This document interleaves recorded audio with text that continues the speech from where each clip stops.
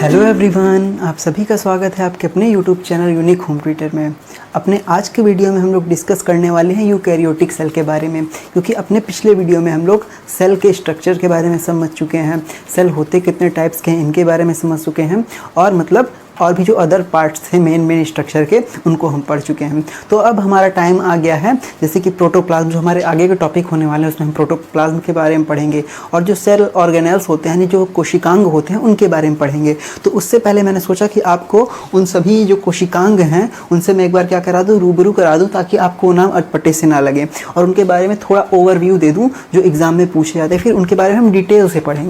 अभी जो मैं आपको बताने वाला हूँ वो वनडे एग्जाम में कुछ ना कुछ इनसे रिलेटेड क्वेश्चंस पूछे गए हैं, लेकिन इसके बाद जब हम इसमें डिटेल से पढ़ेंगे तो उसमें चाहे कोई सा भी एग्ज़ाम हो, चाहे आप यूपीएससी दे रहे हो, चाहे आपका मतलब यूपीपीसीएस हो, चाहे आप वनडे एग्जाम की तैयारी कर रहे हो, तो एकदम डिटेल से उनसे क्वेश्चन पूछे जाएंगे उनके बारे में। तो आइए समय को बिना बर्बाद किए हम लोग जल्दी से अपने टॉपिक की ओर चलते हैं। तो हमारा आज का टॉपिक क्या है? यूकैरियोटिक सेल, है ना। तो अब यूकैरियोटिक सेल मैंने बताया था कि जो सेल होती है हमारी कितने टाइप्स की होती है, दो टाइप की होती है, एक प्रोकैरियोटिक सेल होती है और यूकैरियोटिक सेल होती है। और आपको मैंने प्रोकैरियोटिक सेल के बारे में बताया था कि जो प्रोकैरियोटिक सेल होती है वो हमारी मतलब अविकसित होती है, एक तरीके से क्या होती है, अविकसित होती है। अविकसित क्यों होती है? क्योंकि उसमें न्यूक्लियस मेम्ब्रेन नहीं पाई जाती है, और न्यूक्लियस जो उसका होता है अविकसित होता है। कैसा होता है उसका न्यूक्लियस? अविकसित होता है, और उसमें जो कोशिकांग होते हैं, जो उसके ऑर्गेनेल्स होते हैं, वो भी उसमें पूर्ण डेवलप नहीं होते हैं। ये मैंने आपको प्रोकैरियोटिक सेल के बारे में बताया था, और उसमें मैंने बताया था कि उसमें 70S टाइप के राइबोसोम पाए जाते हैं। तो आज ये मैं आपको सेल के बारे में बताऊं कि जो हमारा सेल है, जितने भी विकसित मतलब जो आपको जंतु मिलेंगे या विकसित पौधे मिलेंगे, उनके अंदर हमारा कैसा सेल होता है? यूकैरियोटिक सेल होता है। कैसा सेल होता है? यूकैरियोटिक सेल होता है। और प्रोकैरियोटिक सेल किस में पाया जाता है? मैंने आपको बताया था जीवाणु में पाया जाता है, विषाणु में पाया जाता है, नीलहरित शैवालों में पाया जाता है। उसमें कौन सा सेल पाया जाता है? Prokaryotic cell. एक और क्वेश्चन पूछा जाता है, शायद मैंने आपको नहीं बताया तो आज लिख लीजिए। जो कोशिका सिद्धांत मैंने आपको बताया था, क्या बताया था? सेल थ्योरी बताई थी, है ना। सेल थ्योरी जो बताई थी मैंने, किसने दी थी सेल थ्योरी?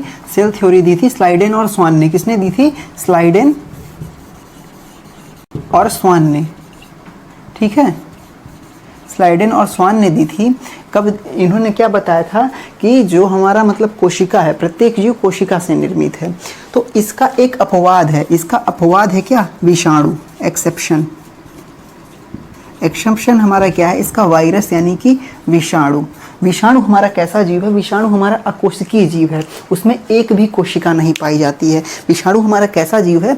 अकोशिकीय जीव है। तो ये क्वेश्चन पूछा गया है कि मतलब सेल थ्योरी का अपवाद कौन है? तो हमारा विषाणु क्या है? सेल थ्योरी का अपवाद है। दूसरा, ये क्वेश्चन किस और घुमा के कैसे पूछ सकता है? तो पूछेगा कि निम्नलिखित में से कौन अकोशिकीय जीव है जिसमें कोशिका नहीं पाई जाती है? तो विषाणु क्या हो जाएगा? उसका हमारा ऑप्शन हो जाएगा विषाणु में हमारे कोई सेल नहीं पाई जाती है, ठीक है। अब आइए समझते हैं हम यूकैरियोटिक सेल के बारे में। तो यूकैरियोटिक सेल के बारे में मैंने आपको बताया था कि यह सभी विकसित जीव जंतुओं में पाया जाता है, और इसमें कौन से राइबोसोम्स पाए जाते हैं? 80S टाइप के राइबोसोम्स पाए जाते हैं। तो यहाँ पे मैंने सेल का स्ट्रक्चर बना रखा है, और इसमें देखिए कौन कौन से, जो मैं इसमें मेन समझाने वाला हूँ आपको, सेल ऑर्गेनेल्स के बारे में समझाने वाला हूँ कि कौन कौन से अंग पाए जाते हैं कोशिका के अंदर। तो देखिए, जो आपको यहाँ पे सबसे बाहरी स्ट्रक्चर ब्लू कलर से दिख रहा होगा, ये ब्लू कलर की लाइन है ना। ये जो ब्लू कलर की लाइन बाहर आप देख पा रहे हैं, ये ब्लू कलर की लाइन जो हमारी है, ये हमारा है सेल वॉल यानी कोशिका भित्ति। और मैंने आपको बताया था जो हमारी सेल वॉल होती है ना, सेल वॉल। सेल वॉल किस में प्रेजेंट होती है? सेल वॉल हमारी पादपों में प्रेजेंट होती है, प्लांट सेल में क्या होती है? प्रेजेंट होती है। ये हमारी पादप कोशिकाओं में क्या होती है? प्रेजेंट होती है, ठीक है। ये हमारे पादप कोशिकाओं में पाई जाती है। और सेल वॉल किस में नहीं होती है? ये हमारे एनिमल सेल, ये हमारे एनिमल सेल यानी कि हमारे जंतु कोशिकाओं में एब्सेंट होती है, यानी हमारे जंतु कोशिकाओं में यह नहीं पाई जाती है। ये किसके बारे में था? सेल वॉल के बारे में था। सेल वॉल कहाँ होती है हमारे सेल में? तो जो आप ये देख पा रहे हैं, सबसे बाहरी जो स्ट्रक्चर आप दिख रहा है ब्लू कलर का, ये ब्लू कलर का जो स्ट्रक्चर है यही हमारा सेल वॉल है। ये सबसे बाहरी परत होती है किसकी? प्लांट सेल की। यह सबसे बाहरी परत होती है, ठीक। और यह एनिमल सेल में पाई जाती है, तो हम क्या कहेंगे? नहीं पाई जाती है, ठीक है। अब इसके बाद हम क्या आ जाते हैं, दूसरा जो हमारा है, जिसमें आप फिर आप देख पा रहे हैं इस ब्लू कलर के बाद एक ब्लैक कलर की आपको दिख रही होगी लाइनिंग। ये जो ब्लैक कलर की लाइनिंग, ये वाली जो लाइनिंग आप देख पा रहे हैं, ये ब्लैक कलर की जो लाइनिंग है इसको हम बोलते हैं सेल मेम्ब्रेन। क्या बोलते हैं? सेल मेम्ब्रेन बोलते हैं। देखिए मैंने यहाँ पे दिखाया हुआ है ना, सेल मेम्ब्रेन। सेल मेम्ब्रेन क्या होती है? तो सेल मेम्ब्रेन है ये हमारी क्या है, ये दोनों में पाई जाती है। जो सेल मेम्ब्रेन है हमारी, जो हमारी सेल मेम्ब्रेन को हिंदी में बोला जाता है कोशिका झिल्ली। क्या बोला जाता है? कोशिका झिल्ली। अब मैं इस कोशिका झिल्ली की बात करूं तो ये कोशिका झिल्ली किसमें पाई जाती है?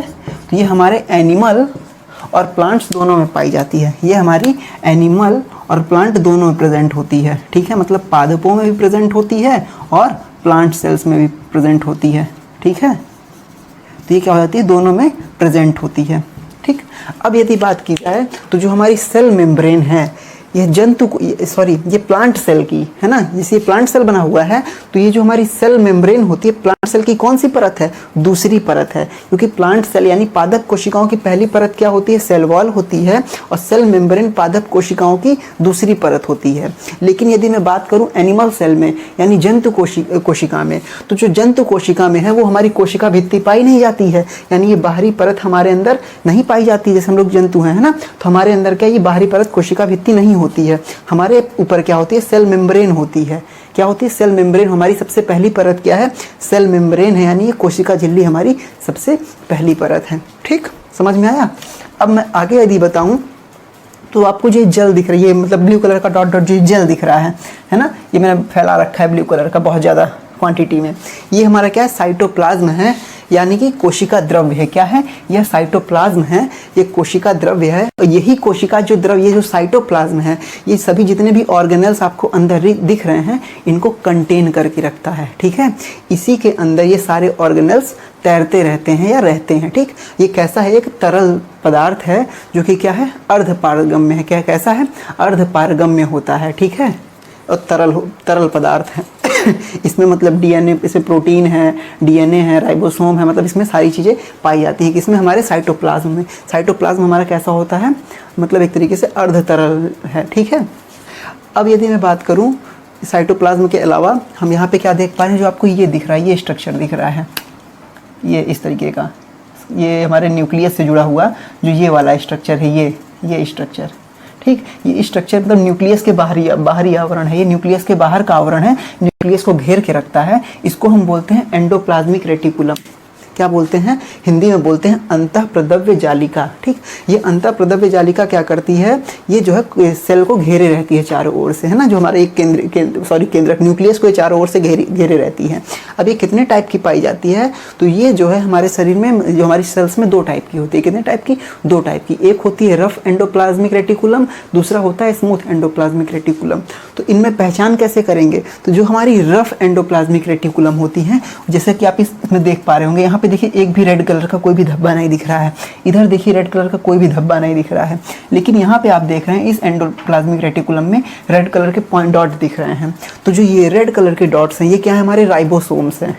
तो जिस अंतःप्रदव्य जालिका में या फिर हमारे जिस एंडोप्लाज्मिक रेटिकुलम में राइबोसोम्स आकर के इकट्ठा हो जाते हैं, है ना, तो उसको हम क्या बोलते हैं? रफ एंडोप्लाज्मिक रेटिकुलम बोलते हैं। और जिसमें राइबोसोम्स नहीं होते हैं उसको हम क्या बोलते हैं? स्मूथ एंडोप्लाज्मिक रेटिकुलम बोलते हैं। अब यदि इससे जो क्वेश्चन इससे एक रिलेटेड क्वेश्चन पूछा जाता है कि हमारे शरीर में एंडोप्लाज्मिक रेटिकुलम को क्या उपमा दी जाती है ना, एंडोप्लाज्मिक रेटिकुलम को क्या, या इसका दूसरा नाम क्या है? तो इसको कोशिका का कंकाल तंत्र बोलते हैं। क्या बोलते हैं? एंडोप्लाज्मिक रेटिकुलम को हम बोलते हैं कोशिका का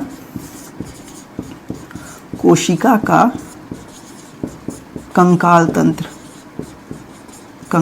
जैसे हमारी बॉडी का कंकाल तंत्र स्केलेटन सिस्टम है, उसी तरह सेल का स्केलेटन सिस्टम किसे बोला जाता है? एंडोप्लाज्मिक रेटिकुलम को बोला जाता है। क्या? या skeleton system of cell, system of cell.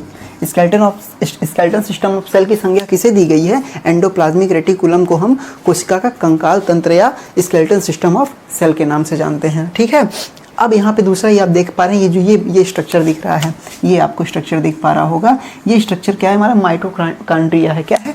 Mitochondria है। इसको हिंदी में भी माइटोकॉन्ड्रिया कहते हैं। अब ये क्या करता है? इसे कोशिका का पावर हाउस बोलते हैं। क्या बोलते हैं? कोशिका का पावर हाउस।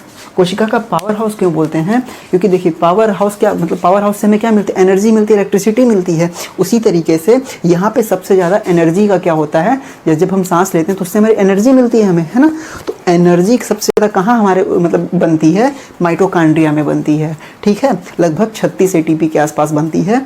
तो इसीलिए इसको क्या बोला जाता है? कोशिका का पावर हाउस बोला जाता है, पावर हाउस ऑफ सेल्स बोला जाता है, ठीक है।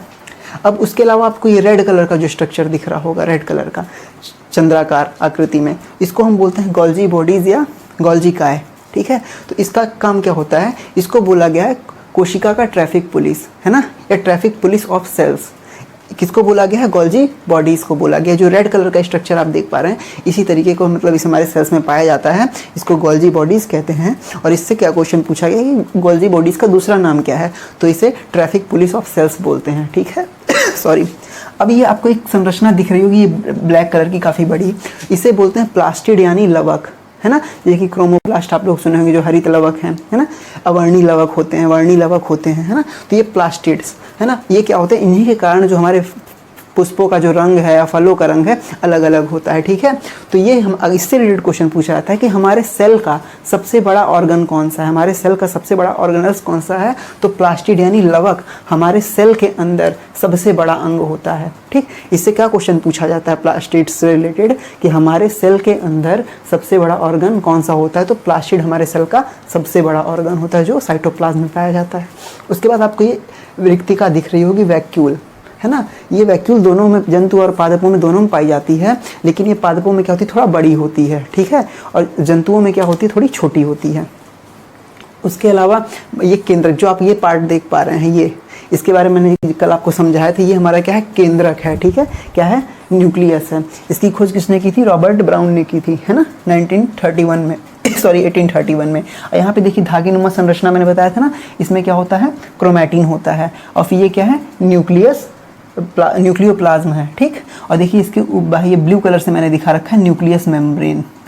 ये किसमें? ये प्रोकैरियोटिक सेल में, ये जो ब्लू कलर की आपको मेम्ब्रेन दिख रही होगी, ये स्ट्रक्चर मैंने यहाँ पे ब्लू कलर से ये इस तरह बना रखा था। तो ये हमारा क्या है? न्यूक्लियस मेम्ब्रेन है, और यही प्रोकैरियोटिक सेल में नहीं पाई जाती है। और जो ये ब्लैक कलर आप देख पा रहे हैं, ये हमारी क्या है? केंद्रिका है। इसकी खोज किसने की थी? फोंटाना ने की थी। इसके बारे में भी मैंने आपको कल समझाया था। तो ये था हमारा आज का वीडियो। मैं आशा करता हूँ आप लोग इन सब के बारे में अच्छे से समझ चुके होंगे। एक बार आइए जल्दी से हम लोग फिर से रिवाइज कर लेते हैं कि इसमें इंपॉर्टेंट पॉइंट्स क्या क्या हैं, ताकि आप लोगों को याद रहेगा। इससे देखिए क्वेश्चन क्या क्या बनता है। तो यहाँ पे ये क्वेश्चन बना जाता है। पहला क्वेश्चन है, कोशिका का कंकाल तंत्र किसे कहते हैं? क्या? कोशिका का कंकाल तंत्र, ठीक, या स्केलेटल सिस्टम